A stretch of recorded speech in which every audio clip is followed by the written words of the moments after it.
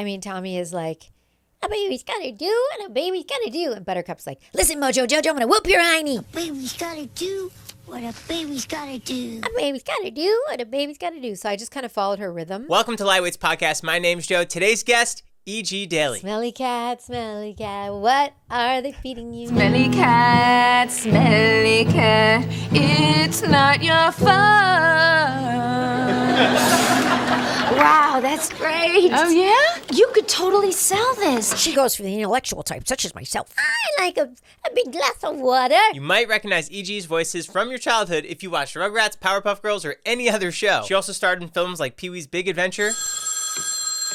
Like Grandma. Hello, Daddy. It's me, Pee-wee. Where are you calling from? Valley Girl, Rob Zombie films. We talk about it all. So make sure to hit the subscribe button, give this video a like, and leave a comment down below. So without further ado, E.G. Daily. RUGRATS is so woven into pop culture. It got its own Hollywood star on the Walk of Fame. Yeah. What does that feel like for you to have such a hold on such an incredible character, to be part of that? Well, it was such a long time coming. It was such a slow, beautiful process. So nothing was ever overwhelming. We were sort of like, oh, we've been doing the show for a few years. And they're like, oh, now we're winning an Emmy. And then we did the show for more years. And it's like, we're winning another Emmy. Now we're getting a star on the Walk. It was like, it was such a slow progression that it was always just so beautifully welcomed and nothing was shocking. And so looking back on it, it was a lot of years in the making and the show was so good. So it was like inevitable. Do you remember the day that it got released?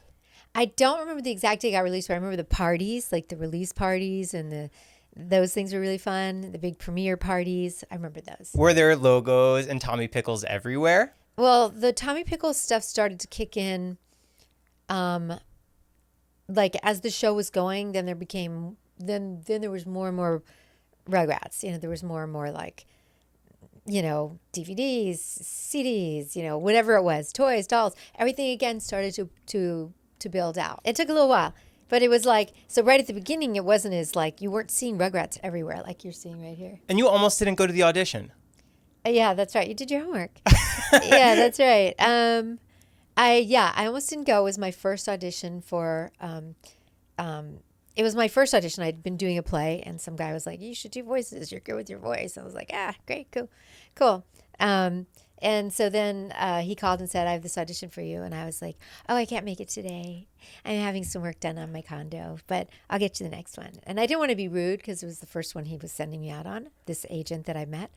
But I went and I didn't know what to expect because I'd never been on a VO audition. I did most singing and acting. And the next thing you know, he's like, oh, you did really well in that audition. And I had no idea because I had not done one. And I was the first person in the room. So there were people waiting after me. And I was just like, I got to go because they're working on my condo. And then that was it. And the next thing you know is he called and said, you did a great job. You booked it. Yeah. For something like that, did you really prepare? Did you read the script? Did you do the lines? No, there was nothing to prepare. You just go in. They show you this few lines to read. They're looking for the voice. And they'd already cast someone for a whole season. So they were just replacing because they wanted a different choice voice. They wanted a different kind of voice. So they'd already done a season. And then I was in there and they were just like, they didn't know. I don't know if they knew what they were looking for, but I had no voiceover experience. So I just did what my first instinct was when I looked at the character. When I saw a picture of him and I was like, oh, yeah, he talks like this. And then the next thing you know is I booked the job. Yeah. When you were dubbing over it, are you watching the screen and you're trying to get your mouth movement to it since the animation was already done? Yeah. For that whole first season, I had to redub the entire thing. But it was easier for me. It was easy for me. I think most singers would say that if they're a singer. Because I just said, send me the tracks of the other person's voice. And so if she said, a baby's got to do what a baby's got to do in this voice, then I would come in and go, a baby's got to do what a baby's got to do. So I just kind of followed her rhythm like I would a song. In the later seasons, was there much improv from you? There was a little bit. Yeah. Yeah, there was a little bit going on. How much of E.G. is woven into Tommy Pickles? I mean, it's such a big part of me and I'm such a big part of him. And he's like the little boy that lives inside of me at all times. And I think there's a lot of things, Tommy's kind of he's super innocent, but he's such a rooter for people to do well. And I definitely root for people. So there's similarities, and I just adore how sweet he is. When they announced the Rugrats movie to you, Yeah. was that just kind of the same process as you filming an episode for the TV show? It's a little bit more of a bigger deal because you're now working at a big studio and a soundstage. But as far as recording lines and doing your character, it's pretty much the same thing. They might take a little more time with the lines. Like to do a whole feature, they'll book you and you'll do longer time in the studio. So it seemed like a bigger deal. You're being paid bigger, but we're still doing the same thing.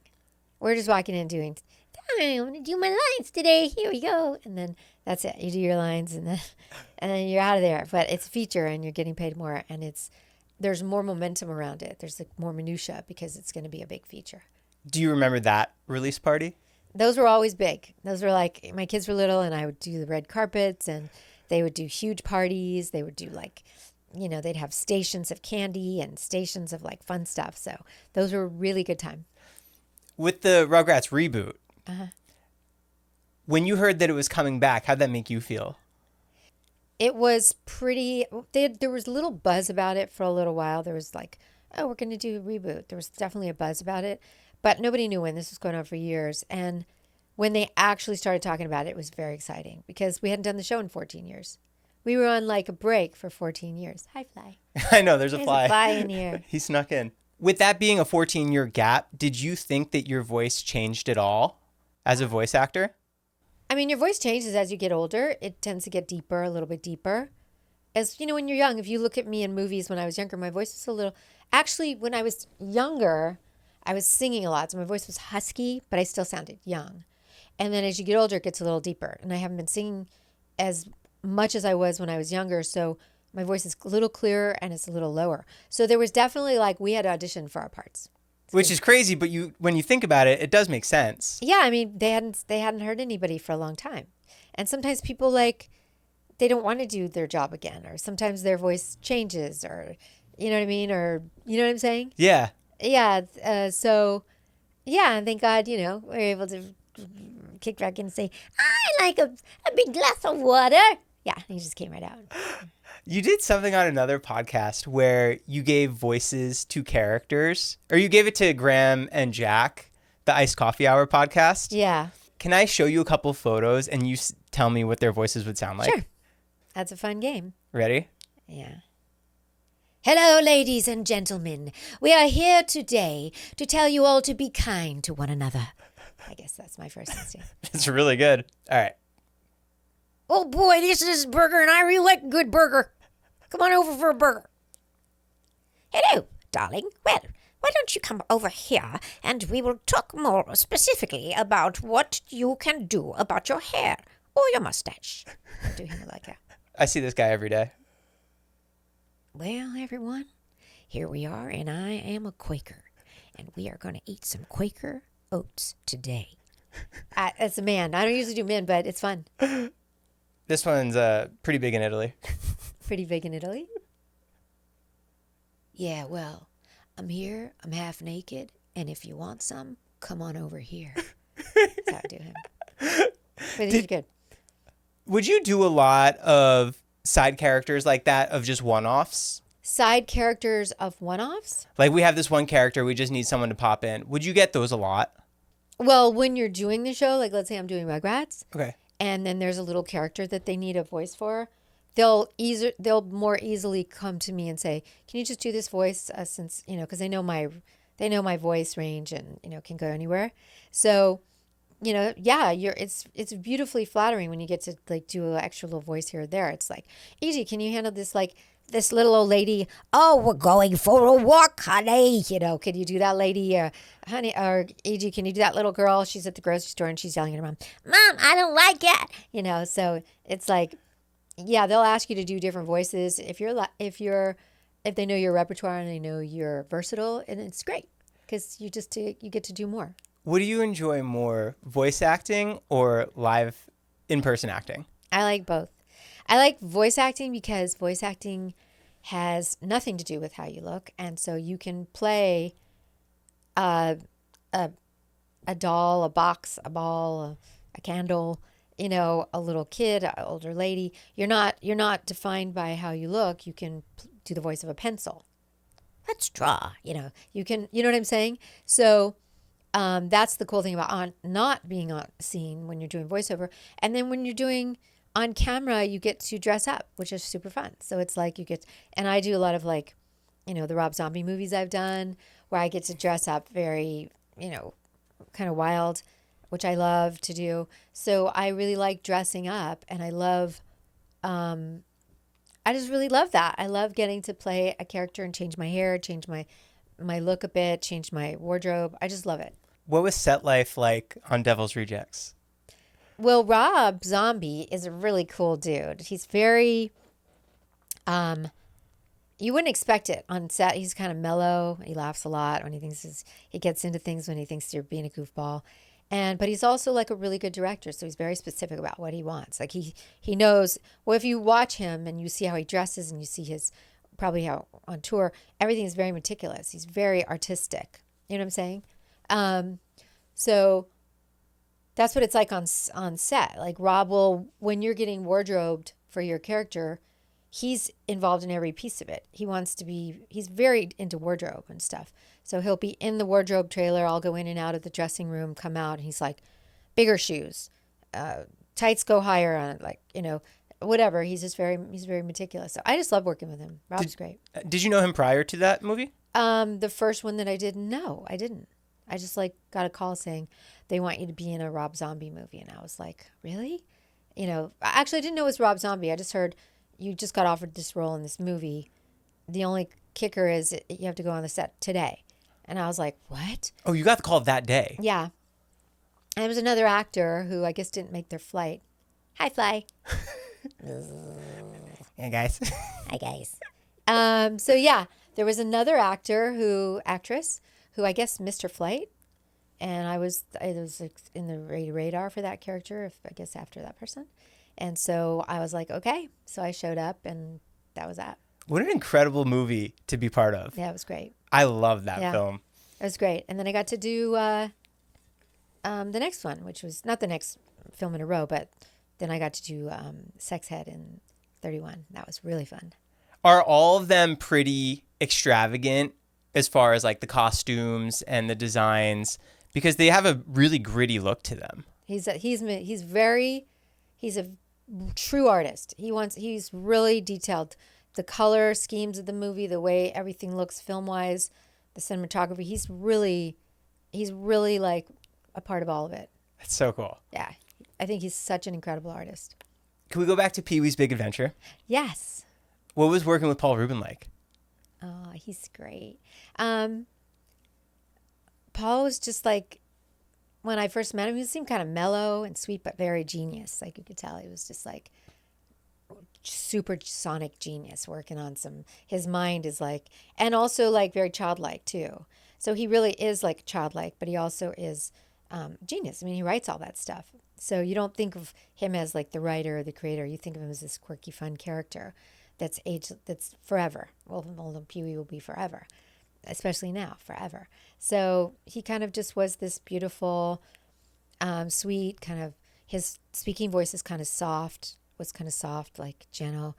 But he was a real genius. He knew what he was doing. Did you guys ever hang out after that? Yeah, we did. We did things like, they do at the Hollywood Forever Cemetery, they do the screenings. They're doing Pee-wee's a celebration tribute to him on the 14th. Right, this is probably air live. And it's thousands of people that show up, and we would all go and we would greet the audience, or we'd go to dinner first, or sometimes, Paul would come over and we just did, he was a sweetheart. Yeah. When you would watch the film back, was there anything that really sticks out to you as that was a really fun day? I mean, I think the whole thing was magical because just for the fact that like polka dotted dogs and a little dog, Speck, and there was like this crazy kitchen configuration, how he makes his breakfast, like just showing up on the set and being around the elements of the Pee Wee Herman world was really cool. Did it feel like it would live on for so long? I had no idea. I just knew it was cool, and I knew that Tim Burton that was his first big movie, big breaking Warner Brother film, and I knew that he seemed like genius. There were elements that we were just like, oh, this is really cool. Oh, the set's really cool. Huh, Pee-wee's really cool. Tim, you know what I mean. So you kind of knew there was something brewing. I just didn't know it was going to be celebrated. Oh, it's a 30-year anniversary, 31-year anniversary. I didn't know that. Did you see the new Beetlejuice? I haven't seen it yet. Have you? Neither have I. Are you going to go see it? I want to. I just saw Speak No Evil. Uh-huh. Really good. Was that good? Yeah, one of the best, I think. Speak No Evil. Okay. Blumhouse. Oh, good. Comparing Tommy Pickles and Buttercup, can you just switch between their voices that easily? Yeah, pretty much. They're just sitting right there. Yeah, pretty much. I mean, Tommy is like, a baby's got to do and a baby's got to do. And Buttercup's like, listen, Mojo Jojo, I'm going to whoop your hiney. So they're so different. They're such different people. So just like you're different than, me. They're different people. So they just kind of like sit in their own place. How'd the audition for Powerpuff Girls come around? We did it over at Hanna-Barbera near, and they were just like, go in for this audition, and they were looking for little girl voices. And Craig McCracken was really young at the time. He looked like he was 17. We're like, this guy looks like a kid. And he was the show creator. Yeah. And so we were all like, wow, interesting. And different girls were auditioning for the voices. And then we did our auditions. And so when they're doing auditions like that, they know they want 3 different voices, but they want 3 voices that can work together. So they want them to be in sync somehow, but also different enough. Would you audition together? There were, I can't remember exactly if we all did. I remember there were a lot of girls. There were girls there. So I can't remember if we actually read together or not. And then you cut to like, I don't know, what seemed like 7 years maybe, or more, maybe less, maybe more, but somewhere a lot of years later, then we got a call saying, oh, remember that thing you auditioned for with Craig McCracken, that young guy, and blah, blah, blah. And we're like, yeah. And they're like, oh, you booked that. And they're going to do it now. So it took some years. I'd be curious to know how many years exactly. It felt like 7, but it could have been under or over, but it was definitely a long time. Were they just developing the characters? I don't know. Sometimes it's like, it takes time to get a show fully sold, fully, develop with a network to where they're actually we're going to push the button. So I don't know what was the slow part between casting and then making the show. I'm not sure. You don't really know. I don't know. But yeah, then they had these voices. So they had myself and Kathy and Tara, and they're all great voice actresses. And what they would do is they would just play around with like which voice fit which character. And so like Buttercup is kind of feistier, and I tend to have a little more raspy tone and get a little feisty. So it made sense that I became the Buttercup character. And then Tara does a cute little baby doll Bubbles character, so she became Bubbles. And Kathy naturally is kind of like a leader who plays Blossom. She's kind of like, she teaches, and she's like, so it kind of just fell into place. Would you record one episode at a time when they book you for the sessions, or how does that normally work? Yeah, I think so. It's like one episode at a time. Yeah. Was it easy to go from Nickelodeon to Cartoon Network like that? How do you mean, like? Like to have 2 shows running at the same time? Yeah, I mean, it's pretty easy. Just drive to a different studio. That's the only difference. Oh, there were no contracts saying you can only work for one show? No, not at all. Yeah, no. Nobody can. No, there was a time period where I was doing probably 7 series a week. I was working on a Disney. I was working on a Nickelodeon. I was working on... No, because you're doing different voices. You know what I'm saying? Right. What was working at Disney Studios like? Disney's like a whole thing. Like you have to like sign in when you get there, and you got to get a pass, and you got to get... It's very guarded at the studio there. It's like... It feels like more red tape just to even get in the buildings. But whatever I did work over there, it was just great. I mean, Disney is really a magical place too in itself. The grounds are cool. They have like statues and things, and you walk around, there's grass, and there's lots of little squirrels running around. Growing up, who's your favorite Disney character? Oh my gosh. There's so many. I like... Who's yours? Winnie the Pooh. Really? Yeah, I think his character, for some reason, is just like the most cuddly to me. That's so cute. I think I'd have to say that might be one of mine too. Yeah. Winnie the Pooh. I mean, there's so many shows. I used to love DuckTales. Yeah, and I was on that show. I know. So, I mean, there's so many shows. It's you know what I mean. There's so many cartoons and so many shows. I would go to Disney once a year, and each year I would get a different Huey, Dewey, and Louie. And then I finally had all three. She goes for the intellectual type, such as myself. Louis. Yeah. Is it true you had contractions while recording Rugrats? Yes, I was in labor. Yeah, I was like contractions. Yeah, I was in a Rugrats episode, and I was very pregnant. And I'd gone to the doctor the day before, and I was like, I feel like I'm in labor. And you know the difference because it's more painful, the contractions. And he's like, no, you're fine. So I was like, okay. So I went to work, and then during Rugrats, I would literally do a line like Chucky. Oh, hold please. Okay. Chucky, I was literally in between lines. I was just having to take a beat. And they were all like, you're having a lot of these contractions. Like, we can see the timer. I was like, yeah, I know, but doctor says I'm not in labor. And that night I had a baby. That's crazy. So I was in labor in a Rugrats session. You don't remember what show, do you? Which episode? No, there were so many episodes done. I would never remember. They remember it though, probably. The entire story of how you got into voice acting is pretty incredible from your musical. Uh-huh. You also got a record label contract at that point. I did, yeah. Was that what you really wanted to do at the time, was music? Well, I was a singer. Yeah, man, I've always been a singer. So I never thought I was going to be a voice actor. I was like, I didn't grow up going like, I'm going to be a famous cartoon when I grow up. I was like singer, pop singer, and did albums and stuff, which are all on Spotify, and there's newer stuff and there's really cool older stuff, which is really cool. But that was my thing. I was always singing. I was like in all the local clubs, like the Whiskey, the Roxy, all those clubs. And so that was my thing. And I think that's why voiceover came so naturally, because I could sing and stuff like that. So I didn't have any expectations. Did you watch the Motley Crue documentary from Jeff Tremaine? I didn't see it. How was it? Really good. Well, it's not a documentary. It's like a biopic movie. Oh, I have to see that. But he covers Motley Crue during the 80s and their rise. Yeah, well, I lived across the street from them during the 80s. They lived in an apartment, and I lived in one across the street, so I would hang out with those guys. Yeah, is that fun? Yeah. Yeah, it was really fun. Was it chaos? No, they weren't in chaos mode yet. You could see they were starting to like bubble up, and I was playing clubs and they were playing clubs, and they were just like my friends. And so, there was a lot of heat. We literally lived up the street from the Whiskey, and they played the Whiskey a lot. So, yeah, it's really cool. Did you put your band together? Yeah, I had different bands that I played during the time. Then I had another band at one point called Slave, which was like a metal band. That was a little bit later, but I always had some kind of band or configuration of band members. Who's your favorite artist?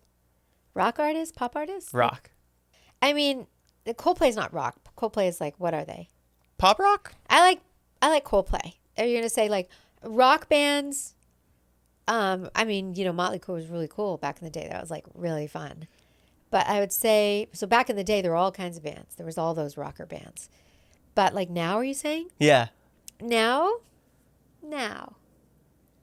My favorite bands. I mean, I really do like Coldplay.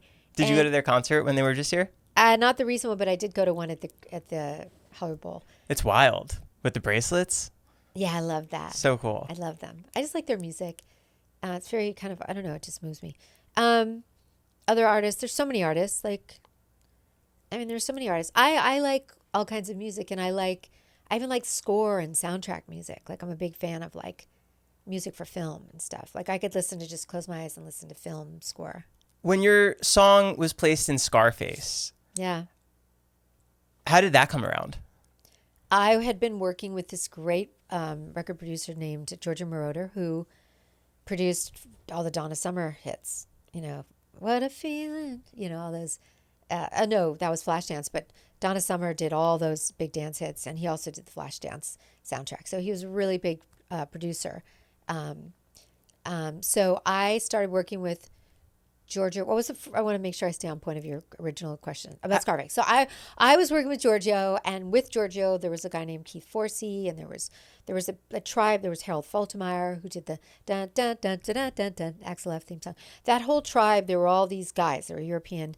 And so I started working with them really young. Like I would drive as soon as I got a car, I would drive my car up there at 16 and be recording demos for them in the studio. And I then just continued doing songs for them. And then I'd be in the studio recording like a song with Harold Faltermeyer for like Love in the Shadows.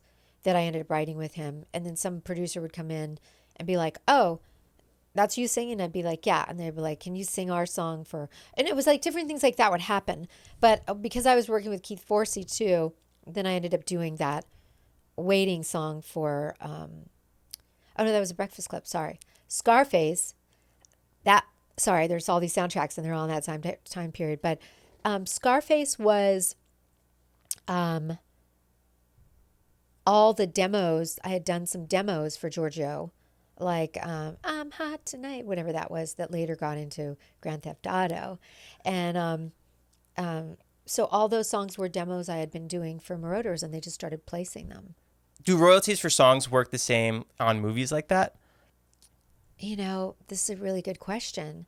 It was so long ago, I don't even recall, because I didn't write those songs. I just sang on the Scarface ones. Yeah. The one I did write was Love in the Shadows with Harold Faltermeyer. Like Breakfast Club song I didn't write. That was Waiting, which is a really cool song. It's a really edgy. That you just sang on. Yeah. So it's a little different when you don't write them. You don't make, but you do get royalties sometimes as for singing on them. But I'm going to have to look into that because I don't think I get any royalties on those songs. Even for video games, I guess that would be the same. I have to check. I have to check my catalog stuff. But yeah, if you don't write them, it's a little different. You get like a singing thing, but you don't get a writing royalty. Got it. Yeah. Happy Feet. Yeah. What was recording that film like? The first one we did in LA, it was a blast. And I get to work with Pink, and Elijah was in that, obviously.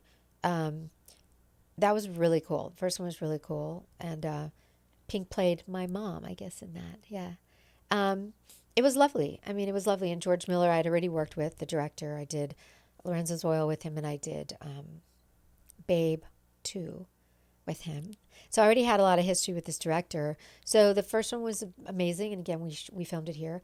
And the second one, Happy Feet, they decided to take the cast and go over to Australia. And that was with Robin Williams and Elijah Wood. And, there's a whole bunch of really talented people. And that was a blast also. And they did a lot of it was just a blast. You're in this giant soundstage with all these talented people. Robin Williams was genius. He just would go on and ad lib and stuff. It was just genius. I got to spend a lot of time with him there. So it was really cool. Was there a reason to take the cast over there? Yeah, I think it was for they get a tax break. Oh. For the film. That's why they usually do that. To record overseas? Yeah, they get a big tax break, so it's worth paying everybody to go there, fly them out, put them up, because the break is so good, I guess. Do you prepare differently for a movie like Babe and Happy Feet versus a TV show? It's kind of the same formula, really, except for with the Happy Feet, with George Miller, he's an on-camera director, so he's very meticulous about how he wants to hear every line. So he'll direct you 50, 60 times on one little scene because he's very, very meticulous. So in that respect, it's a little different than when you're working on a TV show and they just they just have you do your lines a certain amount of time. It's you get more, I guess you get more time and the director gets more time. It's a bigger deal. It's a big deal. Features are a big deal. Is that strenuous on your voice? No. No. Just sometimes when you start saying a line, or let's say a line like, I'm looking for my mom. I'm looking for my mom. I'm looking for my mom. Do you happen to know where she is? I'm looking for my mom. And if you have to do the line, sometimes you're like, blah, blah, blah, blah, blah, what am I saying? What does this mean? Okay, blah, blah, blah. After a while, a line or a word you said so many times doesn't even you're like, what does that mean? It's very funny. Have you ever had a director do anything to try and get you to really get that vocal sound out of you? Like squeeze your ribs? Oh, did you read that in an article? That was a very smooth way to put that. That was very clever.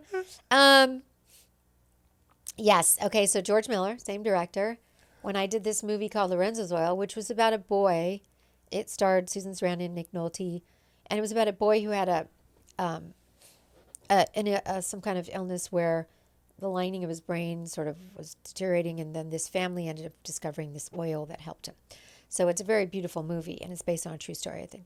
So when I had to do that movie, the boy that they cast in the on-camera movie, he was a little kid. So we couldn't really do as the boy's starting to lose his speech and screaming and speech impediment, a little boy can't really act that, So then they bring me in to be his voice. And then when I was doing that voice, George Miller would like lie me down on the floor in this giant sound stage.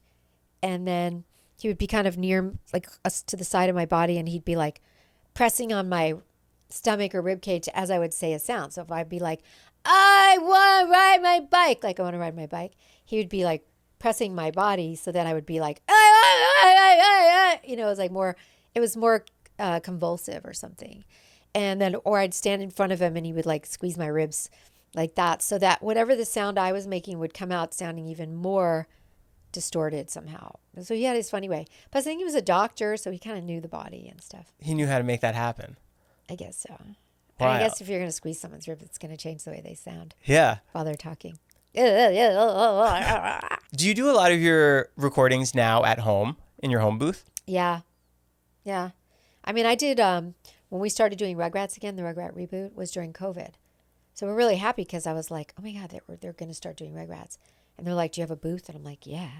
And I had just updated my booth and stuff right before COVID. So I was really lucky because I got to work during COVID from my own booth. Yeah. That's amazing. Yeah, it was amazing. How has the animation changed from Rugrats with the reboot? The animation with the reboot, I mean, you have to like progress. Like you can't go back and do like 2GI or three-dimensional or two-dimensional. It has to like, you have this much time between, you want to make it spectacular. And now when you go see a Pixar film, it's so spectacular. The water looks like water. The mud looks like mud. The grass blows like grass. If you were to try to go back to what it was animation-wise, you would lose the new audiences because they don't want to watch a 2D. They want to watch vibrant Pixar film now. You know what I mean? Or Disney. And so they really just went all out, and they did it in this like beautiful CGI. I mean, just stunning. It's just stunning. Every time we were redoing lines or I had to overdub some lines, which means you just like pick up a few lines that they didn't get right, I would watch it and I was like, oh my God, this looks amazing. The look of the shoe hitting the grass, or it just was fascinating. It's pretty fascinating. For me to go from the old version to the new was really cool. Do you know how long it used to take an episode to make of Rugrats? Well, we would record, the recording takes a certain amount of hours. And then once they take all the voices and they ship them to whoever's doing the animation, that could take a while. It could take 6 months, a year, more, Wow. Yeah. It's faster now, I think, because of the CGI and its computer. I believe, but it still takes a while, I think. It's a lot. I thought Finding Dory was almost too real. Isn't that funny? Yeah.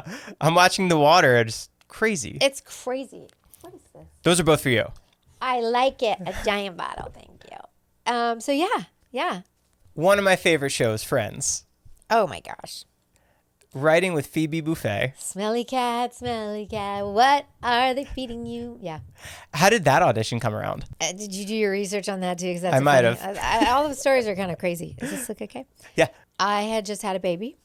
Those are circles around a baby again. I had just had a daughter. And I lived near the studio, but my agent called at like 7:30, 8 o'clock at night and said, 7:30 or something, and said, can you run over to Warner Brothers and audition for this Friends episode?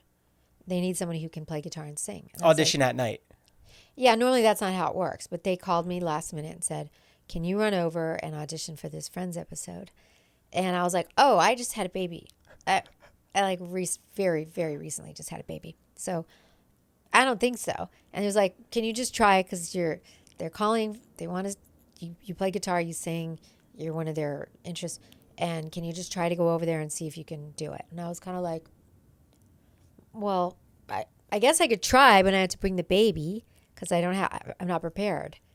So I put the baby in a little car seat, and I brought the guitar in the guitar case, and I went to the set. We got there probably like at night, and I walked in, put the guitar case down, the baby down, pulled out the guitar, sang, did the lines, left, and they called that night and said, oh, you booked it. So then I had to go the next morning to the set. So I'd already missed like the first day, which is the read through, table reads and stuff. Like I think I missed maybe 2 days, table read and first like sort of block. And I had to jump in and learn songs on guitar, learn how to sing them, start to do the blocking already, learn the lines, and all in just having had a baby crazy head. And that's so rare for that normally to happen. Well, I mean, things like that happen, but that's pretty rare. Yeah. Normally with an episode of Friends, it takes weeks, whatever, however, I don't know how long, but to cast someone, it's a whole process. But I was replacing someone. So that's why, again, I stepped in last minute. Were you a fan of the show? Yeah. Oh my gosh. Friends is an amazing show. When you're on Rugrats and Powerpuff Girls, are you watching other animated shows too, just to be aware of the other, what else is on? Yeah. I mean, are you saying like you're kind of studying those other? Yeah. I mean, yeah. I mean, by nature, when you start doing voiceover, you start really noticing, and you start noticing a lot of your friends. So it's fun to notice the cartoons and all the different characters, and then be like, oh, that's Jeff Bennett. Oh, that's Jim Cummings. Oh, that's you start to like be able to identify voices, which is part of the fun. But you also, it's really cool to get to see different voices, different characters. Yeah. Is there anyone's voices of a character that you're blown away by? It's hard to say. There's so many. I mean, Jim Cummings, for example, Frank Welker. They're just like genius. You're just like, wow. You know what I mean? Jim plays Winnie the Pooh and Tigger. And Tigger. And so like the variety of those two voices alone. But most voice actors are super talented, like super versatile. Where do you keep your Emmy? I think it's like a plaque or something. It's like on a wall. Like, what's your relationship with the cast now? Hey, we're all friends, yeah. I mean, you have to remember, we kind of grew up together. We all like got married around. We all had kids. We were all having kids. You have a lot of history with the people you're working with over years, period. So we're all friends. Like I'm friends with Tara, and we all, all those people. Like we're friends. Shell Chase or whatever cast member. It's like anytime you do a movie, you become like an instant family, and then usually you stay in touch, I think. Was there any ensemble recordings for the show? In the very beginning when we did Rugrats, it wasn't the full cast, because when the parents are talking, the kids aren't in the room. So the parents would do their session, right? And the babies would do their session. So because we all interacted and did our lines, then we would interact together.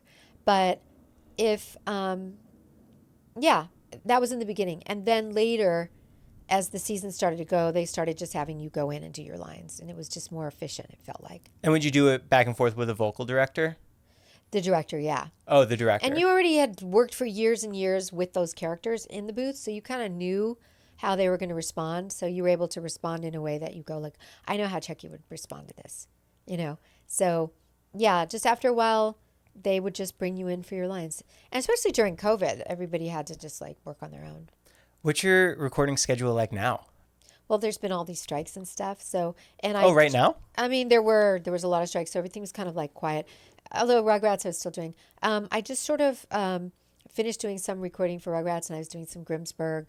Have you heard of that show, Grimsburg? On Fox. Yeah. Yeah. So I did some characters. I actually played young Grimsburg on that, which is fun, and a bunch of other characters. That's an example of where I got to do different voices for a show where you get to do different characters. So that's a lot of fun. Are you knocking those all out in the same session? Yeah.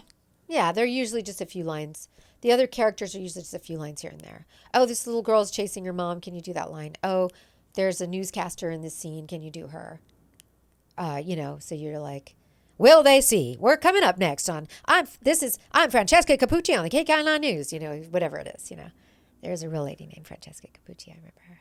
Are you doing that at Fox Studios? No, we did that at just a studio, like a recording studio. Yeah, yeah. And I would just go in and do my lines, because I just had different little things to do. But they did do script read, table read, like a script read on Zoom. Because, again, it was during more COVID when they started to do that. What's it like when you do a video game?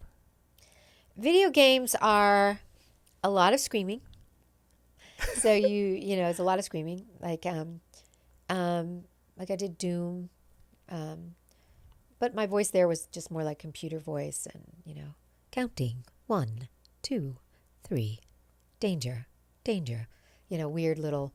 So that was easy. But when they're screaming, video games can be tough when there's a lot of screaming. Is there like a normal script for that, or how do those lines They're look? like lines, and they'll have to say a certain line a bunch of times, or they have it different ways sometimes. But yeah, And you did Skylanders too, no? Skylanders. I think I did some stuff on that. Yeah, it's hard to remember sometimes. Yeah, yeah, yeah. Were your kids amazed at all the shows you were doing? They didn't really process that because they were little when I was doing a lot of series in a row, and now they just kind of grew up and mom's just like on different shows, so they weren't really like, it wasn't like a big. It was just very, it's natural to them. Were their kids' friends amazed? Yeah. Yeah, the friends and the kids at school, or if we had a party, we'd be like, we're going to the Tommy Pickles' mom's house. Yeah.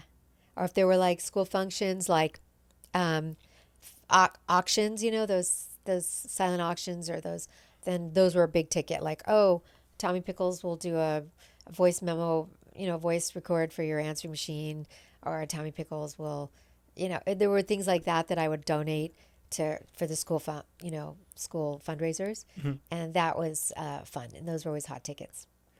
Do you have any films or anything that has been announced that you're excited about coming up? I mean, right now I'm just kind of working on I'm doing some cons. I've got some cons coming up, and I'm kind of working on a documentary that I've been working on it for a while, and it's just a lot of footage from the 80s that I have that's really fun from when I was doing a lot of live shows, and it just talks about my journey and career and voice stuff, and so I've been working on that right now. Are you going through the footage yourself? Yeah, I went through a bunch of it. Yeah, it's pretty fun. It's been really pretty fun, and I'm taking my time with it. I'm not rushing because some days I don't even want to deal with it. Like, I don't even want to look at it because sometimes it's like too many memories. But so I am working on that, and kind of like a book version of the documentary. I kind of like been configuring that too, and trying to have a summer too right now. But I'm looking forward to some new on camera. I think that would be fun, and see what's next in the voices. I'm not sure right now what I'm going to do next. There's been little buzz about Powerpuff Girls. I've heard. Yeah, there was the live action reboot, no? Oh, he's back. That wasn't. I was back. Like I hear like Craig McCracken is slightly buzzed out, just a little bit. I mean, I don't know for sure, so don't quote me. I don't know, but there's been buzzes about things like that, like Powerpuff Girls maybe coming back, which would be so much fun. Animated. Oh my God, that would be so much fun. Yeah, and you just never know what's going to come back. Like, I could be, just playing on a beach, and then somebody call and say, oh, guess they're picking up this show again, or they're that. So that's really kind of fun. Do you still get jazzed about that kind of thing? Yeah, that's super fun. It's super fun when you find out, like, oh, they're going to reboot, or it's such a blast. Especially if it's a show you like, and most of them are ones you like. Right. So you just never know what's coming. You just try to do your next thing and then see what comes. Yeah. How often are you doing the cons? It depends. Like, I've got 2 coming up. I've got one in October and one in Rhode Island. I don't know when this is going to happen. In Rhode Island. So this year I didn't do as many as I did one other one. I forget where it was, out of town. They're usually out of town. Do you try and do that for vacation? It's not really a vacation because you kind of just fly in, do the thing, and you're pretty hands-on, like for 3 days straight. You're greeting people, which is a blast, and you're taking pictures, and it's like 3 days straight, and then you jump on a plane and come home. So it's more of like that. But there are times where you could, like, I think I did one in Florida where we did like a little vacation bit, or some people do that. They'll get a con in, like, I haven't done Australia, but they get one in Australia, and then they'll go take a trip for, yeah. So they're fun. The cons are fun, and I tend to do. It depends on the schedule, and if I feel like traveling to those places, I'll do them. Obviously, the closer ones are easier, but there are beautiful fans everywhere, so you try to hit them up. What are the Tommy Pickles fans like? They're so sweet. They're just like, you're the voice of my childhood. I'm like, thanks. You're the child of my voicehood. That makes no sense. Actually, it makes sense. It does. Yeah. Very cool. Well, thank you so much for coming by. You're so welcome. Yeah. Oh, music. Yeah, make sure to check out the music. There's some fun, newer stuff on the music too. Your Spotify's going to be linked down below. Your YouTube's going to be linked down below. Guys, go subscribe. That'd be so fun. Yeah. Thank you so much for coming You're by. welcome. Thanks so much. Lightweights. Ciao. Out. Thank you so much. You're welcome.